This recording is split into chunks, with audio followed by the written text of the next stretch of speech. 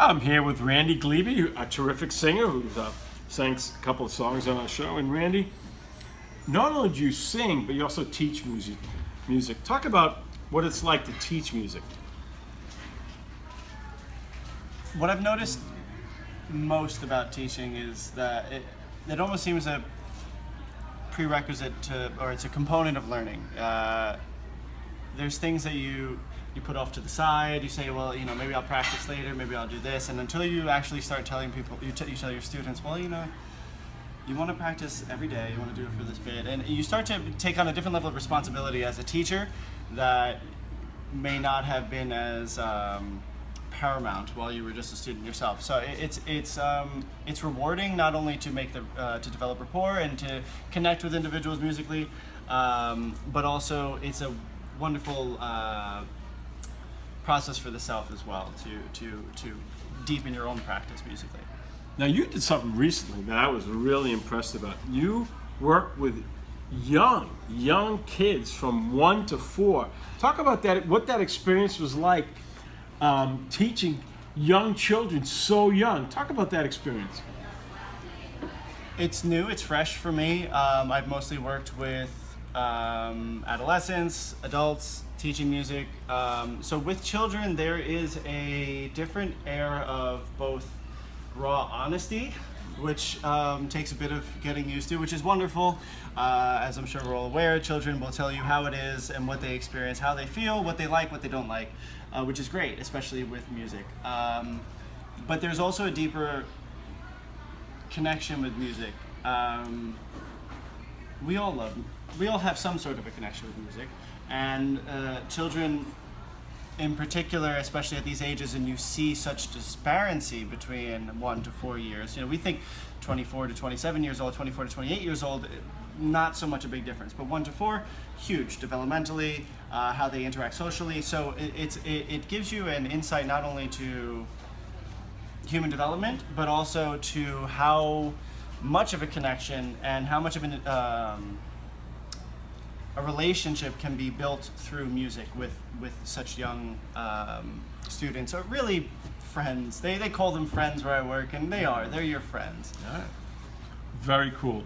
Now, who are some of your influences? Who are some of the artists, musicians that you identified early on that you really connected with? So my family started me playing piano when I was 4. And Elton John and Billy Joel were 2 big names that came up. I was trained classically. I became a fan of Debussy, Beethoven, and some other classical names.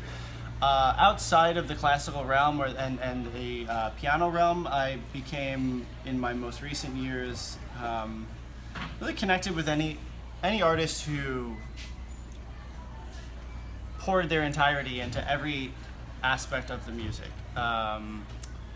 Most recently, since I feel that I would connect, let's talk about what it is I'm most connected with recently. There's an artist actually from Long Island, originally his name is John Bellion, who is now internationally acclaimed.